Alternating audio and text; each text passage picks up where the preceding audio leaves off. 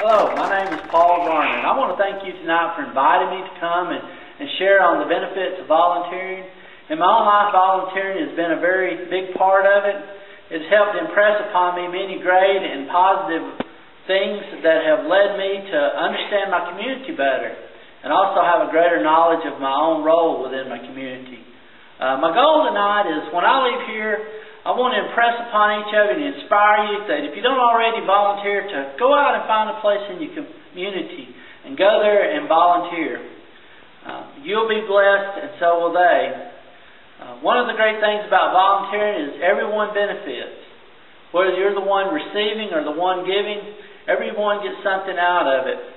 Another great thing is regardless of your age or your physical abilities, or your expertise in a field, everyone can go out and volunteer. It's open to everyone. One of the great things about volunteer, when you go to leave the volunteer side, you're going to be uplifted. You're going to have a good feeling about yourself. You're going to leave there with a sense of purpose. And another thing about volunteering is research has found that those that volunteer enjoy better health as far as physical and psychological health in the latter years. So who benefits from volunteering? Well, a lot of times when somebody's asked to go out and volunteer, the first thing they think of in volunteering is, well, I'm going to be going out giving, and the other person receiving is going to be the one that's the beneficiary. That's not true. That's a myth to me, and I want to kind of bust that myth up tonight. If you've ever heard the old saying that heard somebody say, I'm going out to bless somebody, and then they come back and say, I was more blessed than the people I went out to bless. That's volunteering. You go out to perform a service and you bless that person, and when you come back, you're just so filled up and so excited. You just can't wait for the next time. That's what volunteering is about. It's a two-way street. But there's also more of something else and more of an understanding. You go out and you meet these people and you get to know them and you begin to understand them better. Back in 1990, I was a youth coordinator for my church, and we had a small group of boys about 9 to 10.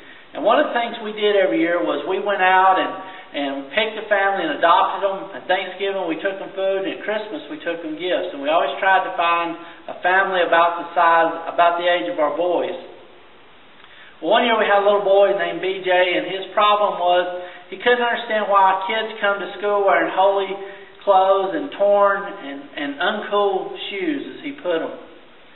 And we tried our best to explain to him why this took place, but he just couldn't understand. And one Christmas we went to this little family's house, and the little boy was opening his gifts. And he was excited, he was grateful, and they were simple gifts. They weren't the expensive gifts like a lot of kids get. And then finally he come to the box with the tennis shoes in them, and he opened them up, and they were full of the uncool shoes. But he was so happy. He looked at his mother and said, look, Mother, a pair of new shoes. But it changed BJ's life. On the way back, nobody said much of anything.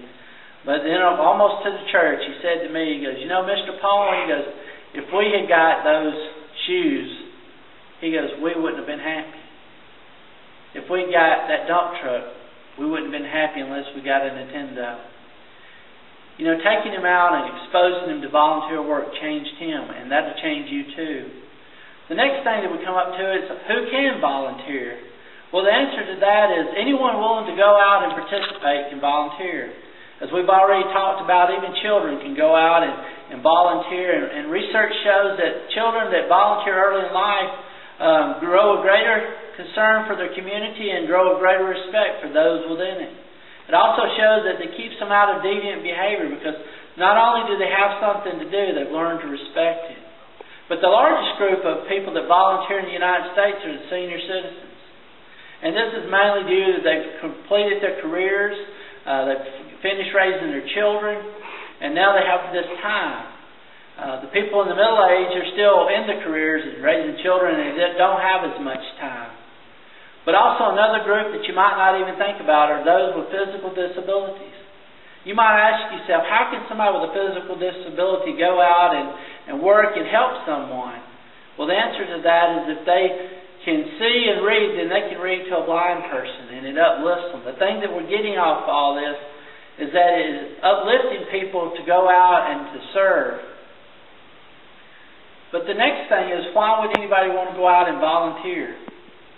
Well, the first person says there is so much need within our community, especially in the economic situations that we face now. They need people to go out and share their expertise. Maybe your expertise is in the home remodeling.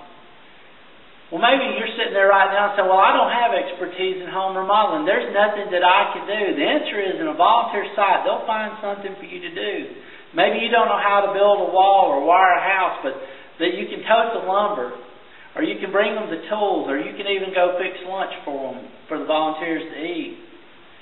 Maybe it's reading to a child. We have so much cultural barriers in language where children are trying to learn English that they need someone to teach them to read. And even economically oppressed areas where they don't have the resources to read, people need to go in there and help them and give them the resources. There's the senior citizens. Maybe they need a porch painted, or maybe they need the grass cut. We need people to go in there and do these things. Maybe it's just a little simple task that they no longer can do. But you'll make a new friend and you'll feel good about yourself. Volunteering is beneficial. There's lifelong benefits from volunteering also.